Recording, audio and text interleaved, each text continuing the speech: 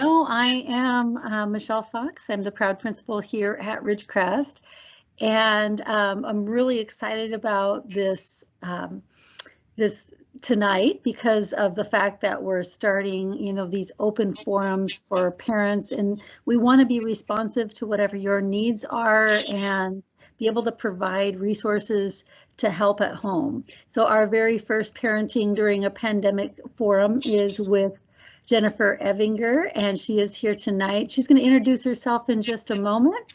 But before we do that, I'm going to have our wonderful counselor, Mrs. Danita Nelson, say hello and be able to kind of give us an idea of what we're going to experience tonight as well. I am so glad to see you guys here, so thank you for coming. I do want to clarify that Jennifer is actually using my computer, so when you look at the box, it's going to say Danita Nelson, but that's Jennifer. That's our special guest. And I am on our office manager's computer, so it's going to say Marcia Stewart, but I'm not Marcia. So I just want to clarify, if you haven't actually seen our face, I just want you to know who's who. But, this all started with Dr. Fox and I having so many conversations about how just the impact of our kids not being in school, and that, that just has so many ramifications. And there's the safety issues, there's the social issues, there's the health, there's the mental health, there's so many things. And one of the things that just kept coming up as I'm talking to parents is just the stress that families, and in particular our kids, are going through, and feelings of anxiousness, and then missing their friends, and just how heavy that is. And even for myself as a parent, sometimes I wake up every day not knowing which of how my kids are going to be, because it's just so heavy and you don't know the impact. And it's heavy on Dr. Fox and my heart to try to help, not just in academics, but in these areas as well. And Jennifer spoke to our staff a few years back, and Dr. Fox and I both really appreciated that. And so I just reached out to say, hey, is there something we can do to help support our parents? And so hopefully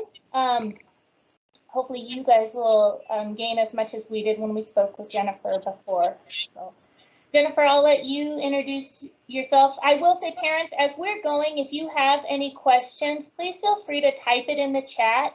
Dr. Fox and I will be monitoring that, because we want to make sure that we get everything answered for you. There will be a verbal Q&A at the end when Jennifer's done presenting, so you can do that as well. But if there's something that's just burning, go ahead and type it in the chat, and then Dr. Fox and I'll let Jennifer know. She's not going to be able to see that as she's presenting, so we'll help facilitate that. If we don't say something about yours right away, it might be because we know it's coming up in the presentation, so we know if you just hang on, we'll get there. So anyway, Jennifer, I'll let you go ahead and take over. Well, I'm glad to be here tonight. Again, thank you guys for inviting me, and looking forward to speaking with you guys as parents about this topic, looking at just how to be navigating kids' mental health through this pandemic. As it's continuing to last, and we're noticing, I'm noticing even just personally with my own caseload and calls coming in, just an increase in need in the general population, but especially in younger and younger kids getting calls around that as well. I'll start a little bit with some of my background, if I can get it to go. Let's see if I can do this one. Maybe. I'll try to talk about it while I'm seeing if I can get the slide to go through. Oh, there we go. So I am also a parent in the Puyallup School District. My son will be starting kindergarten in the fall. So I actually started my work at a nonprofit community agency setting, and worked there for about 9 years before going into private practice and deciding I wanted to be home a little bit more with my kiddo, helping him navigate through all these fun times at this age. So most of my background is in therapy and supervision. I was a director of behavioral health at a nonprofit for a little while, and helping to work on integration between mental health and physical health. I also helped implement a lot of the evidence-based practices within that agency and in Pierce County at large. So helping with the cognitive behavioral therapy initiative, looking at how to do trauma-informed care with young kids. A lot of my background outside of that is in parent and child behavior management. So I was trained and a trainer for parent-child interaction therapy, which is another evidence-based practice for kiddos. And I also taught an incredible years parenting class for a couple years. I did 20 sessions of that with parents. So lots of work with young kids, and outside of that, I've continued to have a partnership with the Children's Advocacy Center of Pierce County, which houses the recent disclosures of abuse for young kiddos as well. So hopefully some of the things that I'm going over will be applicable to the kids that you guys have as well. If it would be helpful as we're going through, if people have questions specifically around their kids, it would be helpful for me too to know the ages, because I know elementary kind of gaps a wide range. And so if you do ask questions in the chat, even if you just do a parentheses with age, if it is something more specific versus general, that kind of helps me as well as we're navigating through. But I don't mind questions along the way.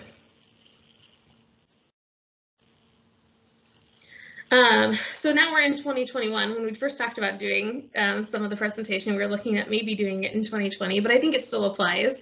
This is not mine. It was one I found on the internet back probably about partway through last year, which I think is still applicable now, which is just saying that like specifically related to anxiety disorders are just on the rise. I was telling Danita earlier, sharing with her that I felt like even for kiddos who never experienced anxiety symptoms before, this was an even bigger hit in some ways than kiddos who were maybe used to experiencing some levels of anxiety. We know there's functional levels of anxiety. We all experience that emotion to some degree or another. It's what stops us from jumping into the tiger's den there at the zoo and getting too close and with those tigers, but we don't want it to be so debilitating that we're 20 feet away from the glass either.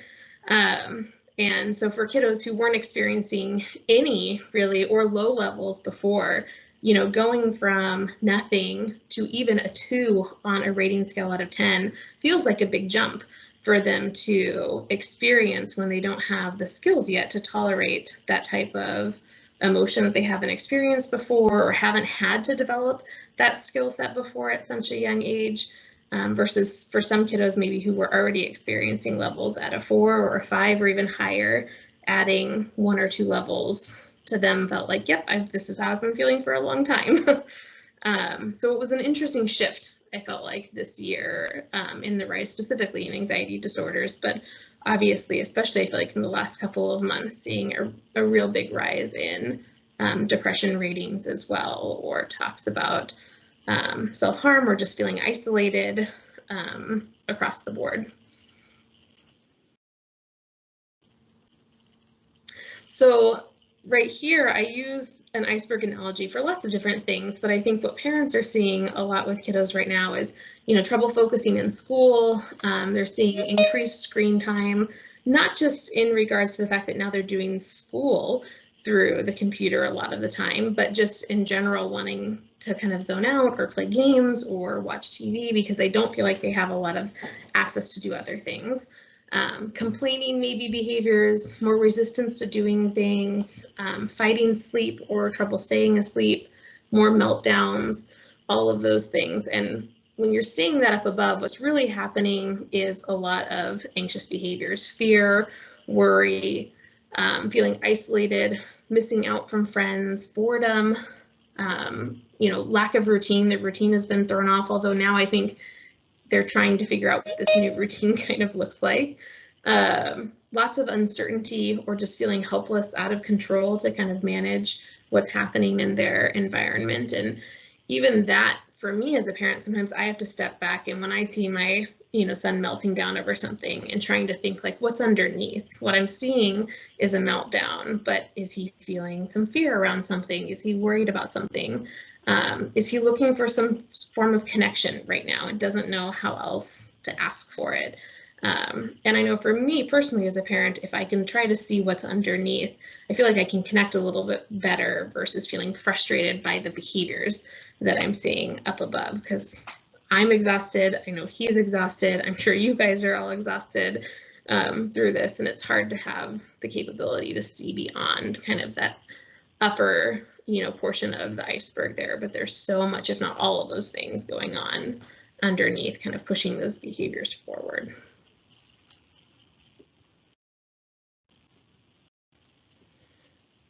So like I was talking before, one of the kind of unfortunate side effects through the pandemic is there is an increase in the percentage of times that we're seeing kids spending on screens. I also was reading somewhere that this is kind of like the first generation of younger kiddos who have had access to social media at younger and younger ages. So the ability to, compare themselves to other people or compare themselves to other people's experiences when cognitively they're not really ready to do that or able to understand that what you're seeing isn't everything that's necessarily going on. So they're, getting less time in, socializing with friends, less time, or even just the capability due to safety reasons to do that. And so this is a quick, easy outlet for them, but kids also haven't developed their full frustration tolerance skills yet either. And so an unfortunate side effect is we're seeing kids looking for more and more instant gratification for things and the inability to be able to kind of like wait longer for certain things or be able to kind of handle the wave of emotions as they come, to know that if you're feeling worried right now, that might not last, 5 minutes from now, or it might not last an hour from now. But not really being able to tolerate a lot of those instant emotions when they happen. So those kind of quicker meltdowns. And boredom tolerance is another one. So, when kids have more access to media, whether it is for school or, personal reasons, they're still kind of getting that, the screen time and the access to be able to look for instant gratification. So they're not really great at boredom tolerance at that age anyways, and then add on top of that a layer of more media usage.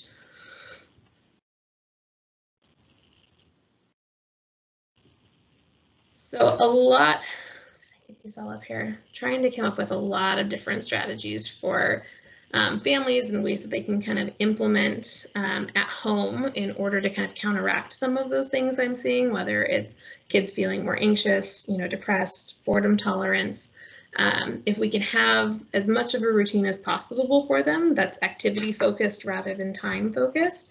I know the families that I'm working, with in counseling a lot of times get overwhelmed, especially in the beginning of trying to create or trying to match, especially a school routine, really strictly, and how overwhelming that was to be able to manage on their own on top of other things that they may be dealing with, or having multiple kids with multiple different schedules. And so we talked a lot about how can it be activity focused rather than time focused. So knowing that for some families, it might be when we wake up in the morning, we know one of the first things we do is get dressed, and then we have breakfast, and then we, do some music or reading or whatever it is. It's less important, I feel like, what the activity is, and rather that they know that there's some sense of predictability to their day and something that they get to look forward to. So what's the thing that's coming next versus the thing that they don't have, or the thing that's missing, or the thing that's ending? So what's kind of the thing I get to look forward to? And sometimes that's only one small thing. Sometimes, some days, the only energy that I had was we were looking forward to the fact that we were going to read a book that we haven't read in a while, or I knew at some point today we're going to make sure that we play one of the dance video songs online and make sure that we get some of their music time in, but just something that they can be kind of looking forward to is so important for kids and adults, but really for kids to be able to reduce some of that anxiety and the need for looking for control in behavioral aspects if they know they can predict or have some control over choices around what these activities look like. I see they manage those days a little bit better.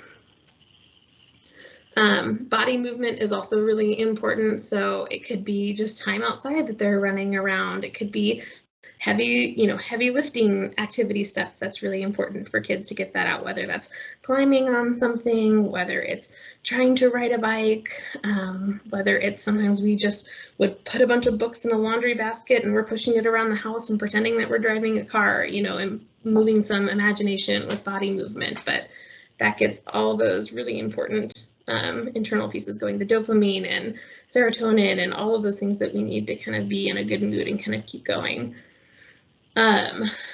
I've done little obstacle courses, whether it was with chalk or just around things we had in the house. So hop over this pillow, you know, slither along this blanket.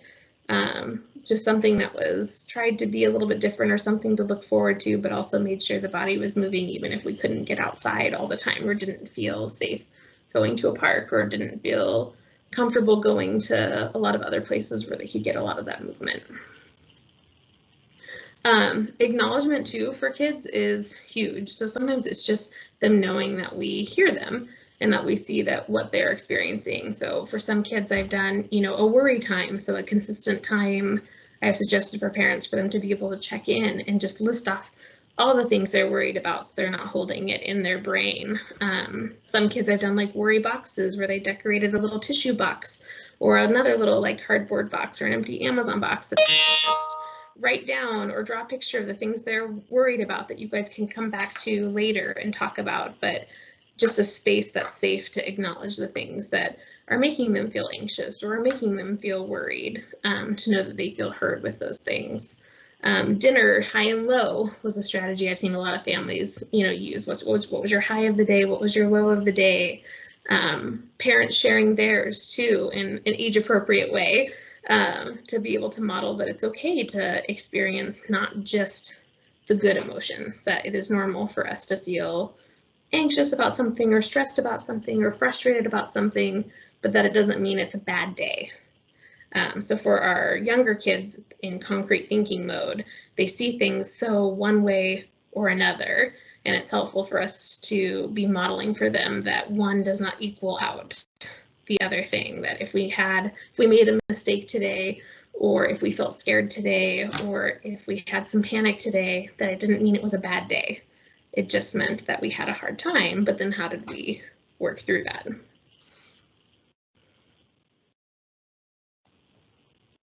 Oops, I think I accidentally clicked out of it. Do we want to take a pause there, Jennifer, and just see if anyone has any follow-up questions or wonderings about some of the strategies that you just presented? We can, if you want to just put those questions in the chat, or you can unmute yourself and ask Jennifer as well.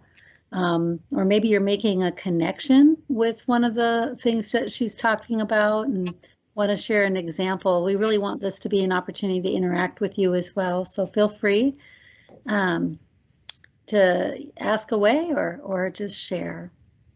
We'll give it just a moment here and make sure.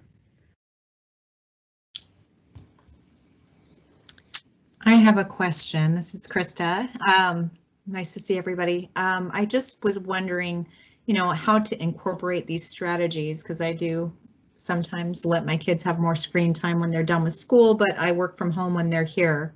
How can we incorporate more movement yet manage our own schedule? That's the challenge that a lot of us, I'm sure, face as parents. Yeah, that's a great question. I get a lot of families that are looking at that, or who are doing that, you know, either working from home at the same time that they're trying to kind of manage this, and or kiddos who maybe aren't super motivated by school anyways, and so that screen time is the motivator, right? Get these things done and you can have some extra screen time. I can't tell you how many times I needed to go into a session with a client and been like, here's the tablet for a minute so I can get this done. It's not loud to me. I'm battling the television. Oops. Oh, Rachel, you might want to go on mute real quick. Sorry. No worries. Glad you're here.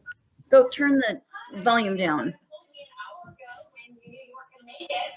Yeah. I don't need to just make this phone call. There you go. So as far as incorporating the time, I think it's not about taking away that screen time, because I know that we need that right now, like functionally, and I know kids enjoy that. I think it's more about like, how do we add in some of that movement? And it doesn't have to be hours at a time. A lot of times it's, you know, where can it be 10 minutes here, 10 minutes there? You know, can it be, hey, as soon as, you know, we're about to have dinner, here's this activity or thing that I want you guys to do, and then we're going to eat together. Or after dinner, can you do this activity, or can we do this activity together? And then have some screen time, or then, you know, be able to do something else that they look forward to.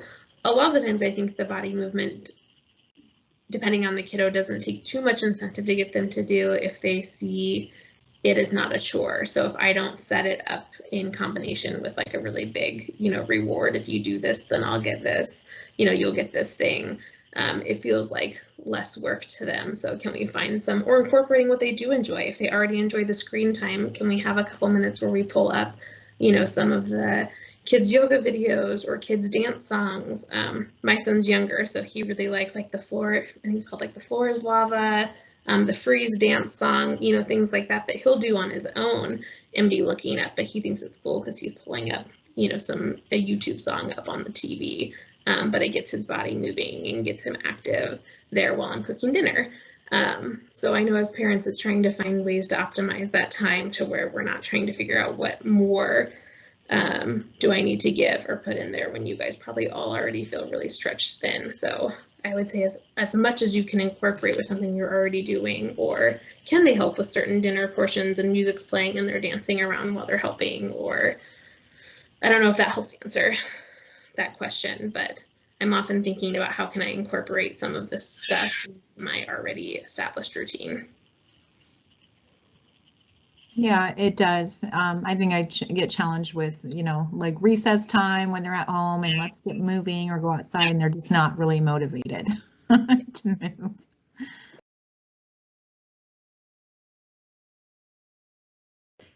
We had one of the gals from the district office that really is supporting our behavioral interventions and multi-tiered systems of support for kids, including social emotional supports. She came by our school just the other day to talk to us because we're really trying to think, as students are returning to school, what are some additional supports that we might be able to offer here at Ridgecrest for students who are going to be transitioning from being at home and doing their learning on the computer all day to now being in person and, back in that classroom. And so that for some kids, we just can anticipate that that's going to be more of a transition than others.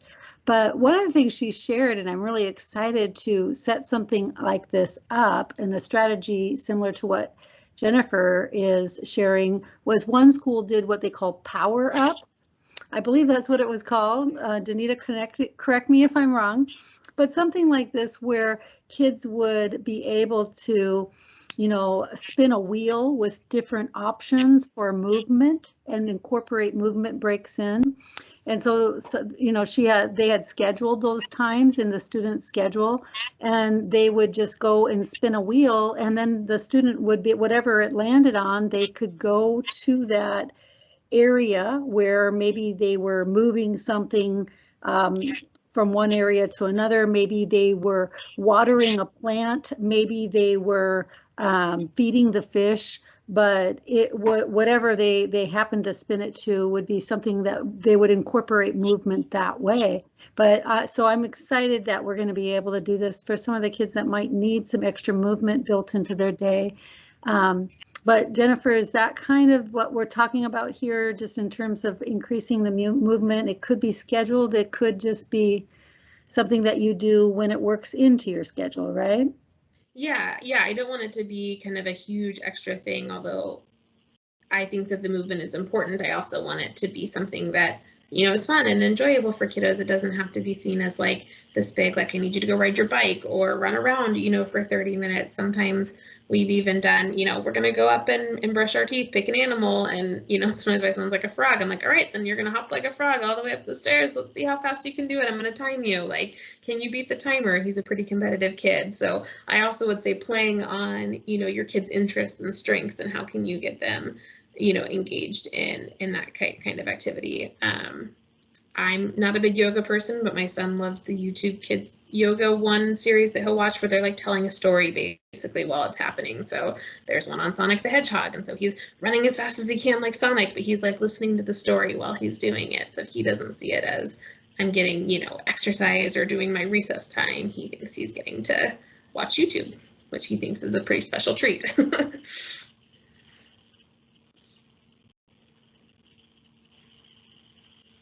Any other questions on those ones before I move on to the next section? And you guys can have me come back to it if we need to.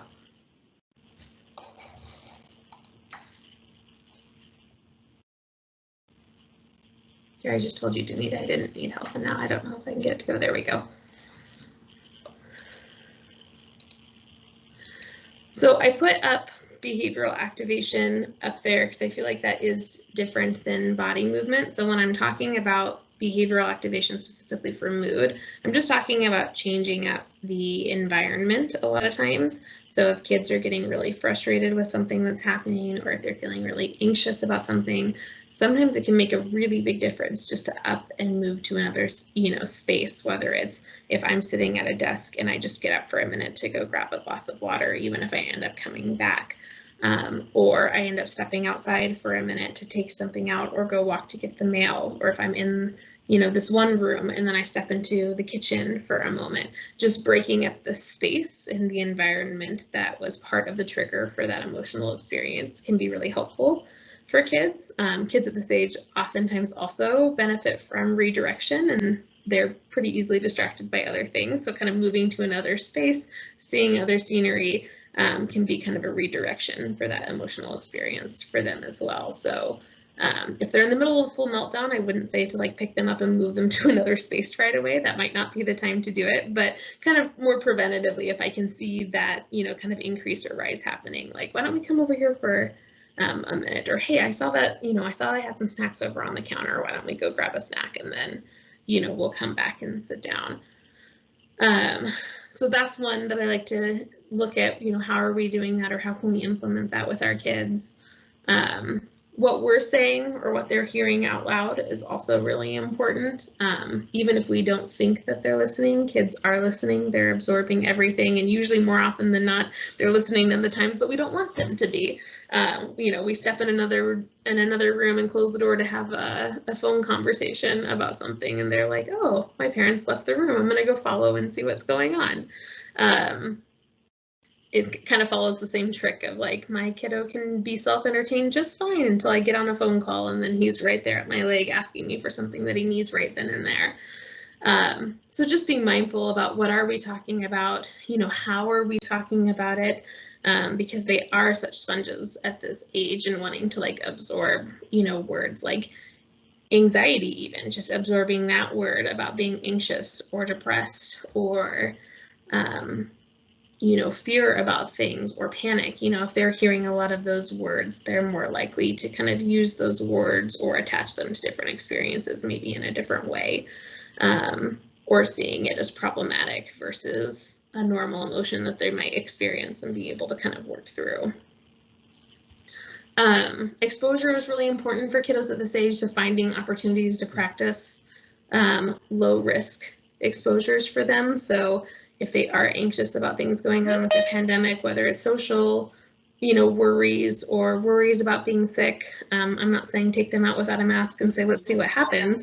But I'm saying, what are kind of low risk things that we can do? Can we, gosh, it can be all kinds of things for kiddos. I've worked with kids who were just worried and anxious about seeing other people en masse. So we did a lot of work on seeing pictures of other people en masse, going places that we needed to go, going and maybe in the store to pick up milk versus ordering milk and picking it up, so that the kiddos got some exposure to seeing other people en masse and knowing that they didn't have to be worried about them. I don't know if any of your kids are experiencing that, but a lot of younger kids I worked with, especially kids I feel like with some sensory processing issues, had a lot of challenges with seeing a lot of people en masse and not being able to read their emotions really well and feeling overwhelmed by that experience. So finding low risk opportunities to be able to practice that can be helpful. Other low risk but opportunities to practice uncertainty are things like trying new foods, are things like, as an adult, I've given clients the assignment of driving to their favorite coffee stand and telling the barista to surprise them, with what they were going to get. And so it's just, it doesn't really, they were going to get a drink anyways. If they didn't like it, okay. But it's not going to make them, sick, or it's not going to make them feel overly anxious. And so it's some like low opportunities for exposure to uncertainty or kind of the unknown, or making it fun. So we're going to have, something to drink in dinner. Do you want the red cup or the blue cup? And you don't know which one's in which cup. There could be water in the cup. There could be milk in the cup. And we can have the other one afterwards, but we're going to drink out of this one first. So not in a punitive way, but kind of in a fun way for them to see that sometimes feeling that uncertainty or that like, I don't know what this is going to be, doesn't have to be a scary feeling or doesn't have to last long either. And then opportunities for praise. So if they are practicing some of those things or willing to try something different, or even just in other ways for, opportunities to kind of reinforce them positively with how they're feeling about things or how they're handling different emotions. I noticed that was really hard and you kept trying. So not waiting until the end result, but opportunities for their self-esteem to practice the trying aspect, that I'm really proud of you for trying, or I appreciate seeing you work really hard on that. I know it took you a long time. Those kind of pieces are shown to be more equivalent to kids' self-esteem and increase in their own positive behaviors than if they're just getting praised for the end result. So trying to find opportunities along the way to kind of catch them working really hard through things or trying things even though they were uncertain about it. I see there's a question in there, but I don't have my glasses on. What was that one, Michelle? There was a question about...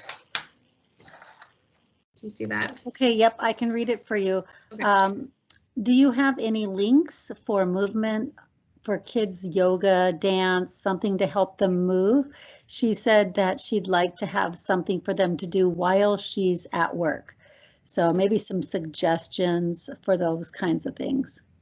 Yeah, they're not mine. They're just ones that I've used before with other families or that they've liked. I don't know how to add them in right now, but if I send them to you, Danita, or you, Michelle, or both of you, could you guys help ones that I've sure, then we can send them out. We're gonna, like I said, we're gonna record this, and I've got the PowerPoint that you created also saved, but we could even add another slide in your PowerPoint for resources and suggestions and then have it in there as well. But certainly we'll get those out to you, Nicole. I think that's a great idea.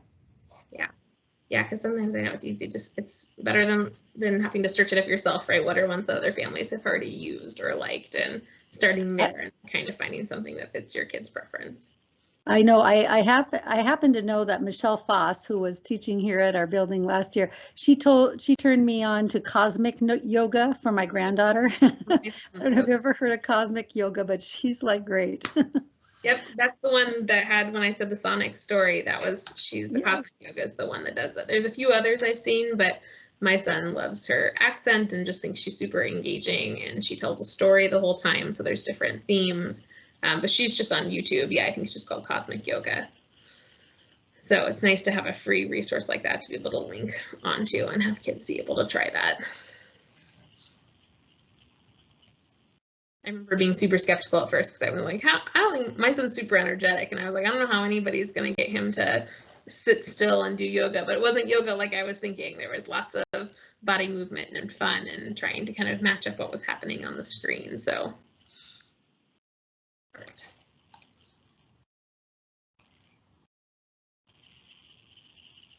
Okay, there was another one. Someone said Go Noodles is a great one too. Our teachers love Go Noodle, and our kids love it too. That one. So, yeah, another really good one. Some other things that I've done, talked about with families in different aspects. Obviously, we're still talking about these things in broad strokes. So if people have more specific questions, definitely ask them. But I'm trying to find as many age-appropriate opportunities for honesty as you can. I think that a lot of that fear or worry comes from just the unknown. And I know we're all living, even as parents, in the unknown for a lot of things, but the more information they have in an age-appropriate way, the better. And so, even from as small as, when my son was like, can we go to the park? And I'm like, no, why? My answer at first was, because there's a lot of sick people out there. And so we're not able to go right now because they're closed. That was enough. And then as time went on, the questions are like, why are people still sick? And so I don't have a perfect answer for what the age-appropriate honesty piece would be like, but I know that as kids ask questions, if they're asking some kind of follow-up questions, they're probably ready for a little bit more information. And so I tried to explain to him that, you know, there's this sickness going around, this virus that was getting a lot of people sick, and so that's why we have to wear masks now, or that's why, you know, when we go to the store, or these other pieces. I know there's lots of books and stuff out there for kids now trying to kind of explain the pandemic and what's been going on, but without going too into detail with him about what did that sickness look like, what could happen if you get it, you know, what are all the symptoms that we're looking for, because I didn't want to scare or terrify him about something he didn't have a lot of control over, but I wanted to be honest about why we weren't doing certain things, or why we weren't going, you know, why we weren't having a birthday party for him, you know, this year, when he didn't understand why aren't people going to come to my house for my birthday. But I think that whatever information they can have that we feel comfortable sharing with them in an age-appropriate way, the better they're able to kind of handle answers to other things. Finding opportunities for social interactions. This is a really hard one for families because there's a varying scale of people's comfort level. I'm excited for families whose kids are getting the opportunity to start coming back to school. I'm hoping that that will help a little bit with some of that, but you know, I've heard it all in their view of families, from kids who are only children, or families who have pre-existing conditions and don't feel comfortable having, you know, even one-on-one kind of play dates, or don't feel comfortable being out in public settings, and trying to find opportunities to practice those social skills and have kids prepared for not only coming back to school, but just engaging with other kids.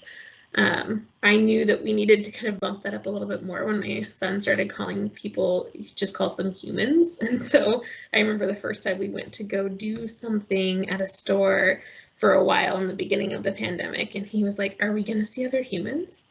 And I was like, oh, this is really hitting you. Like, you've been in the house. You know, I was still going to work sometimes. My husband was still going to work, but we were alternating days. And so he wasn't seeing anyone else outside of us for the first couple of months. And I'm sure there's other families who are dealing with that too. And that was so hard because that just kind of became the new reality for a little bit. But we saw an increase in, when he did start doing some kind of form of childcare, like trouble with sharing things again, when he had kind of gotten over that, regression in like some hitting behaviors and things that we thought we were kind of past, because he wasn't having to use those skill sets anymore. He wasn't having to communicate ideas to other people. He wasn't having to explain his thought process around learning or around ideas with play.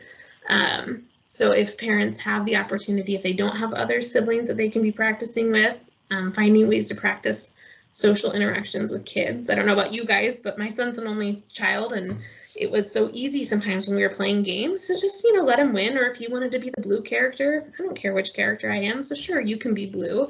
And I had to kind of intentionally start pushing back, but not too much. I mean, it would be times like I'd say, well, I really want the blue character too, so can I play with it for 5 minutes and then you play with it for 5 minutes? Or can I try it for a minute and then you get a turn?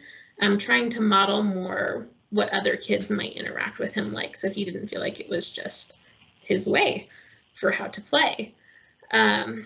Some kids are okay with doing FaceTime calls, so even if they have that, I know it's more media time, but it's something, the opportunity to say hi or see people and engage with them in that way, even if it's just a couple minutes.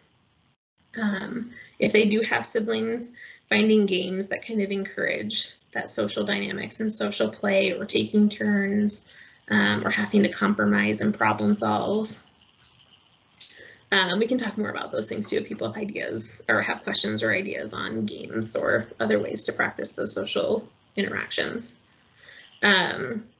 Forward focus goes a little bit on the predictability like we talked about before. So having something to look forward to, I think for kids is so important. So that was one of the things, you know, given a lot of things shutting down, that I realized that families kind of lost, right? We're so used to working on a schedule or a calendar of things that we're doing. So this weekend we're going to so-and-so's for dinner. This weekend we are going to this one, you know, activity or this event, or especially during the holidays, and with a lot of those things decreasing, for families, we had to kind of start looking at, okay, so what do we have to look forward to this weekend? We're going to, maybe it's one thing, maybe we're going to make a fort out of blankets on the couch. Maybe we're going to make brownies. Maybe we're going to, you know, try a new dish together. We're going to look at pictures and pick a new recipe. But I think that that's something that they really missed out on, you know, in school. A lot of times those things are kind of naturally built in when they were in person, whether it was seeing their friends or getting to see, you know, the new theme that was going to happen in class or the new subject they were going to be learning. And that was still happening a little bit, but I felt like it was different through this pandemic for kids. And so if we can find some things for them to be able to be forward focused on, things to be looking forward to, I think that helps them decrease some anxiety around uncertainty or boredom tolerance too. And then I have an iceberg of emotions that I can send out to, on top of the one that I showed you guys as parents, as far as like what we're seeing versus how they're feeling. I like to break down emotions for kids and show them that, like, it's, most kids in elementary school can kind of list off on average, I'd say about 5 emotions. So they can tell me that they're scared. They can tell me that they're sad, mad, happy. And then every now and then I get another one thrown in. For some kids it's bored, for some kids it's worried, but there's normally not much more than that. And I think if we can expand their vocabulary on how they might be feeling, they're not holding it in as much. There's not as much confusion around what's happening. So even if they're telling me I'm really mad about something, I will often look at underneath, like, what else was happening first? Because we know anger is a secondary emotion to something. So were you feeling scared? Were you feeling worried about something? Were you feeling jealous? Those kind of harder emotions for them to talk about, but being able to, those are so important for them to be able to then explain it back to you and not see a behavioral response to that feeling as often, because they can communicate it in a different way. Any questions on that or some of those other pieces before I move on? I know we're getting close on time too, so I want to save time for questions people have.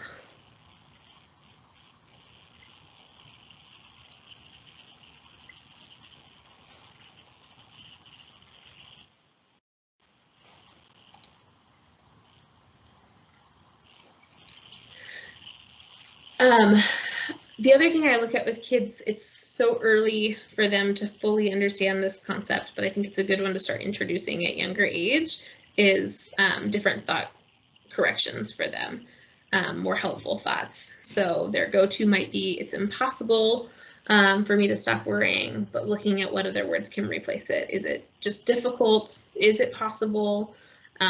Are there other ways to feel this? If it feels like this is never going to end, is it just that it feels like it's been a long time?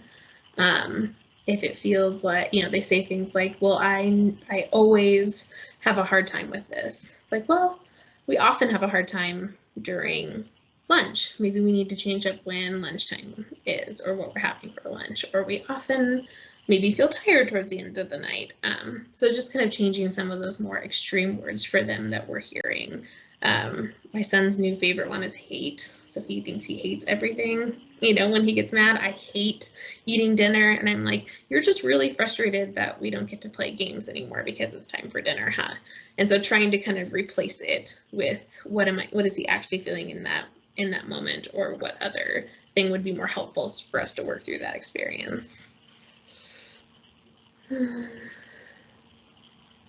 think you answered that one, right, Michelle? Yes, and I saw there was another question that came up in the chat. I think Danita was trying to answer it, but definitely Tara was looking for that emotion iceberg image and making sure we include that in our post-meeting notes. So we'll definitely make sure that we get that, and the secondary emotion concept, she said, is new. So certainly we can put any attachments as well, Tara, that would be helpful.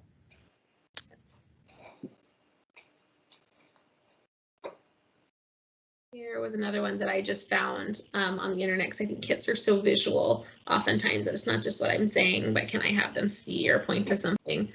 So I included that on here, but it was some more like thought specific strategies. So if I'm starting to worry, can I say, you know, stop out loud or in my mind?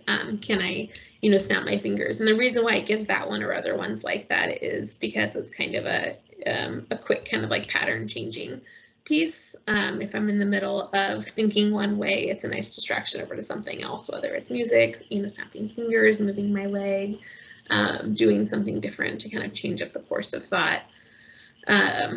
You know, get up and move for a minute. That was that kind of behavioral activation piece. Can I change this space and come back? Can I imagine that I'm popping worries as a balloon? Some of the kiddos who I worked with who have really high anxiety and are coming in sometimes to the office to meet with me, we've actually physically done this too. We've blown up some balloons, you know, labeled them, what's this worry, and gone through and popping them just to kind of a visual representation of how they're feeling about something.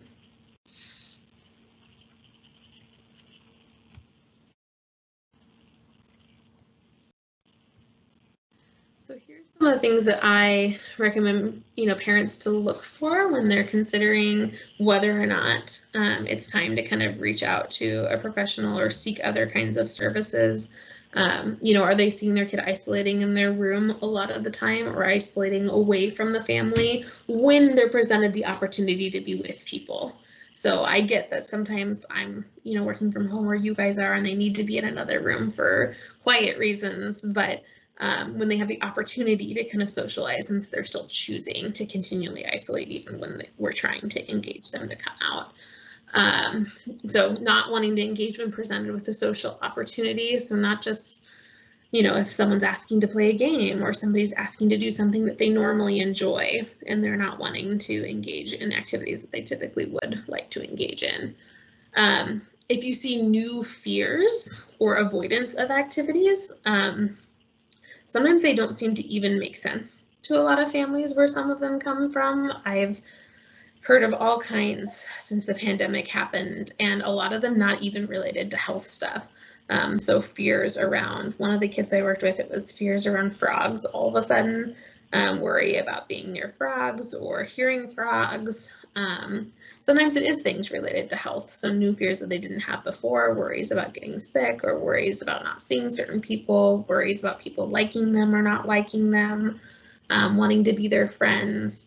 And I think that the masks play a factor in that even some of the social experiences kids are having, you know, when they're wearing masks, not being able to fully read people's facial expressions and gather that information about, do they really enjoy me? Do they think what I said was funny? And then, yeah, avoidance of activities. So things that they would have done before, if they're avoiding doing some of those things now.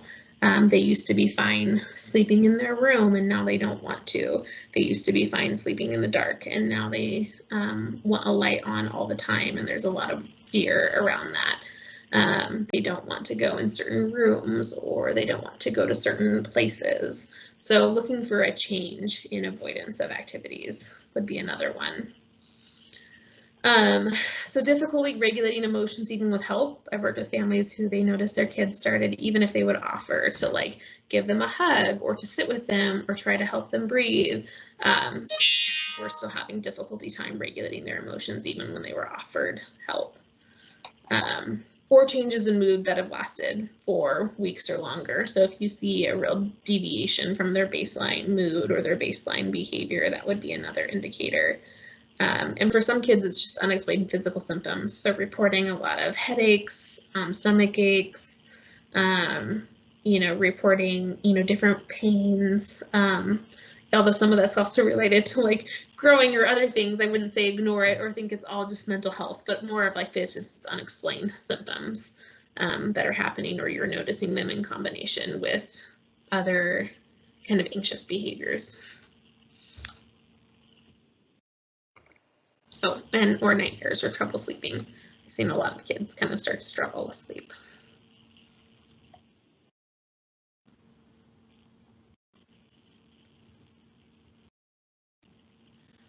So these are kind of some of my last couple of things.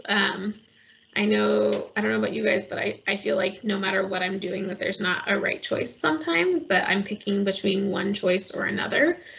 So I'm choosing between, spending time with my son on something or being able to get in that extra hour of work. I'm choosing between, his physical safety in regards to he really wants to go to a park and I think there's too many people there, versus his social outlet that he really wants to be out and active and moving.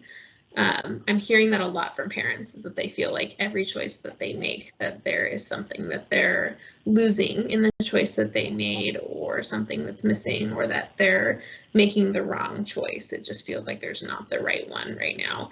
And so I'm telling a lot of parents just that they're picking the most manageable risk all the time. It feels like if I'm picking physical safety, I'm kind of, they worry they're risking social skills, or they worry that they're risking, mental health, because kids are isolated. And so I'm saying each day and each choice that we make, we're making the risk that we feel like we're able to manage at that time, which doesn't sound like a great answer to it, but it's also something we're really great at doing that we don't realize we do all the time. Every time I get in the car, I take a risk that I could get in a car accident, no matter how safe I drive. Every time that I order out, I risk getting food poisoning, right? There's all these risks that we're just so accustomed to making. We don't recognize them that way anymore, but I want you guys as parents to give yourselves more credit than maybe you are giving yourself, that you are capable of choosing that risk every day. And it might be a different one that you pick each time, but you're just picking what you feel like at the time is best for your family and the best for your kiddo.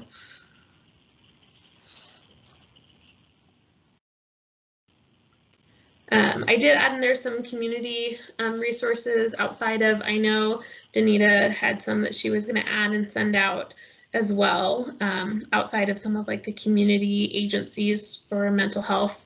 Psychology Today is a nice resource to be able to use to search up private practitioners by insurance, by location, and things if you are looking to get in to see somebody outside of an agency setting. And I think, Danita, your resource list had some agencies listed on there as well. And then Kids Mental Health of Pierce County is another website that has youth mental health resources specifically. So they've got a list of some places in the area on their website. And they're also trying to develop a children's like mental health advocacy center. So that one would be specifically focused on how to get kids access to mental health services in a much easier fashion than we have right now in Pierce County. So hopefully they continue that work a little bit more. Yeah, so any questions people have, I also included my contact information in case people didn't feel comfortable asking questions in a format of this kind. I have no problem answering questions over the phone or in an email, or I'm sure Danita and Michelle feel the same way. Absolutely. And if you don't mind, I'm gonna go ahead and request control, because I'm not able to upload anything right now for some reason. I think it's because you're presenting, but I'd love to drop what you have right now into the chat in case you want to review some of these strategies and things. So I can do that, but then we can also send up the resources that you've asked for. Certainly can do that. Danita, if you scroll up in the chat, if you go all the way up toward, I think she posted it at 4:57 p.m. That's what the timestamp says. But if you go all the way up on the sidebar, you'll see those resources that Jennifer was speaking of that Danita posted. So she's got some there for anxiety, mental health, and local. So do you want to talk about that too, Danita? Yeah, and actually I'm not on my computer, but as I'm scrolling up, I don't see those in there. So parents, so I'm not sure why, Michelle, you can see it and I can't. So you can't. parents, if you don't see it, we will send them out when we send out an email, a follow up with all the stuff. I will include all that in there if you don't see that in the messages right now. But the first one is a list of books, children's books that that help parents with talking to kids about anxiety, and some of them are things that they can read with the kids, or the kids can just read on their own depending on their age. So it's kind of a resource from Children's Hospital up in Seattle. I found that on there, and then as well as just the local mental health resources in the area. A lot of them are more agencies. You know, and Jennifer and I were talking about the waiting list, unfortunately, sometimes is so long for some of these places. But I will send that out so that you have access to that.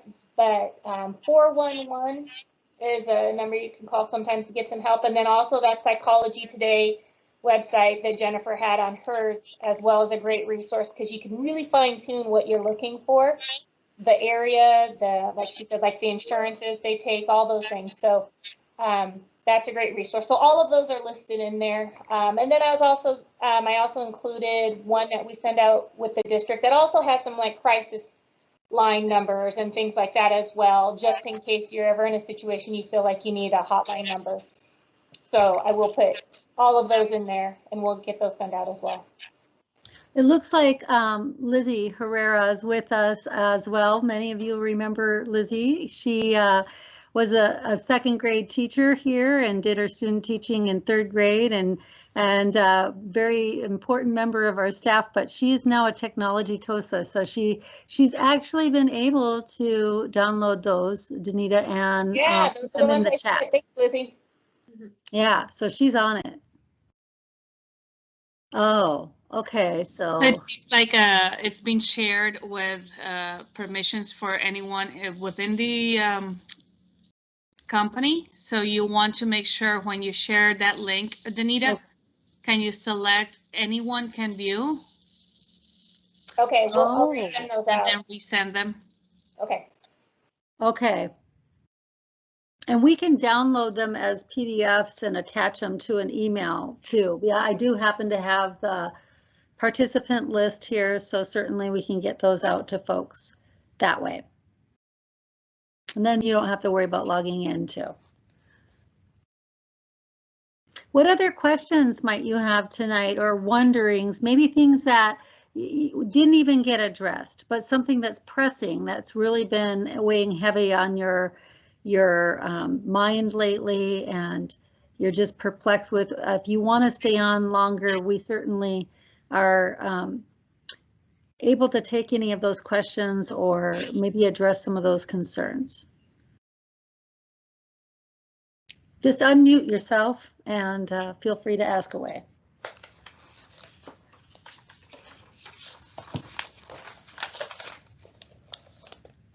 Hi, this is Luke. Our kids have been together more lately than they have. They're 8th grade and 6th grade, and they've been together more than they have with other people. The friction between them has increased, recently, and I'm just wondering if there's any exercises or techniques that you might recommend that we explore. Great question. One that I could probably spend a couple of sessions on diving into more of the details about, like what kind of, conflict or, age-wise, things that they're into. But yes, I think that, first of all, you're hitting two different, developmental stages too. I think that starts to get it a little bit more complicated. I'm sure your 8th grader is kind of hitting a big developmental increase there for him at his or her at their age. And that makes a big difference, I feel like, as far as like interest or the way that they process things, the way that they see things. One has probably more of a focus on things being fair, or things, looking a certain way, making sense, and one being willing to be a little bit more flexible on how those things look. And so I notice, those age gaps we start to see a little bit more conflict with, and cabin fever a little bit sets in with the more time we spend with people, the easier it is to identify their triggers and get a rise out of each other as well. And so I think having activities that they can look forward to doing together, if they are pretty creative, trying to find ways for them to be creative with each other, whether it's through some of the things that you want them to get done, like we talked about in the presentation too, whether it's through body movement, things that they can come up with some ideas together, whether it's if they're not already doing certain chores, helping out around dinner time or things like that, maybe doing some of those things together, but being presented in a way that they're getting these new responsibilities, these new fun things that they get to do because they're getting older. Especially if they get to kind of team up on the parents, I find the kids at that age enjoy that too. So us against the parents on whether it's games or us against the parents on things around the house. Sometimes that can be a fun way to engage them in some of those things as well and kind of have we're on the same team